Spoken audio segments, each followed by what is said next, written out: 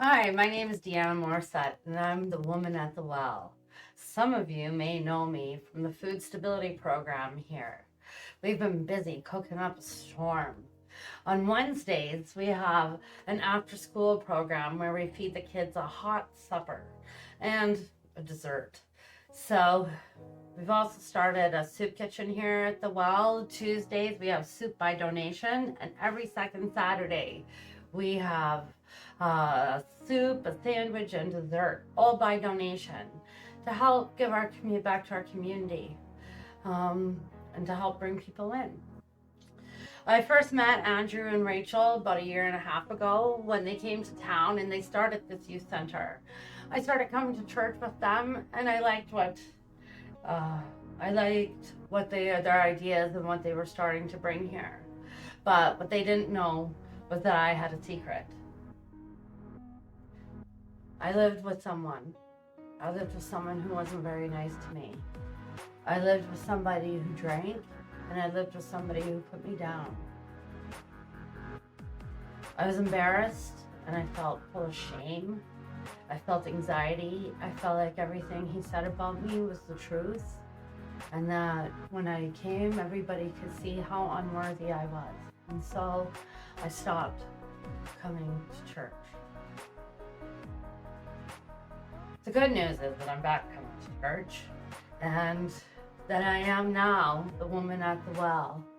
I now live above the well, and I now cook at the well. And there are a lot of exciting things going on.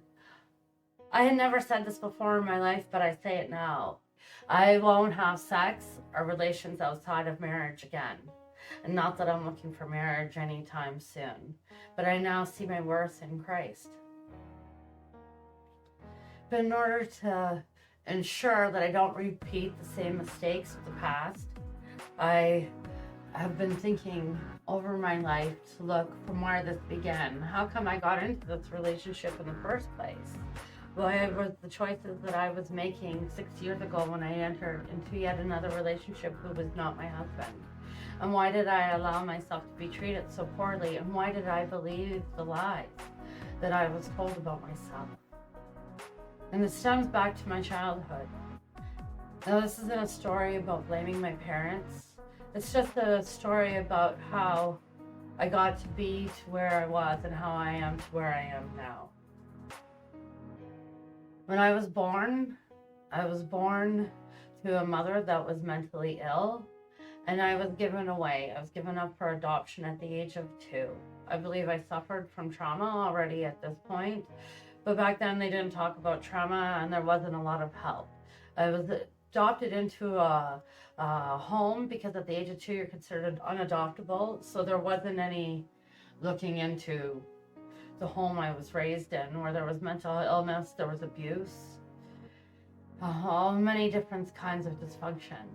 And it started showing up in my life, and different symptoms at a young age. It started showing up in acting out, but it started showing up in seeking attention from males, from boys. I remember in kindergarten, I remember chasing boys around trying to kiss them, okay? And at that age, they thought girls had cooties, and all they did was want to run away from me. I remember in grade 5, I remember starting to have relations with boys in grade 5, trying to get them to like me.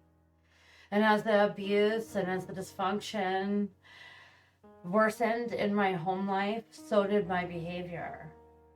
At the age of 14, I gave my chosen virginity away to a man who was 27 years old. And all I remember from that experience was the 2 outfits that I got from it, and the empty feeling that lingered with me after. And I didn't know why I had given it away. Other people, I know my mom had said, you're supposed to wait for marriage, it's supposed to be this special thing. And for me, I remember it not being special.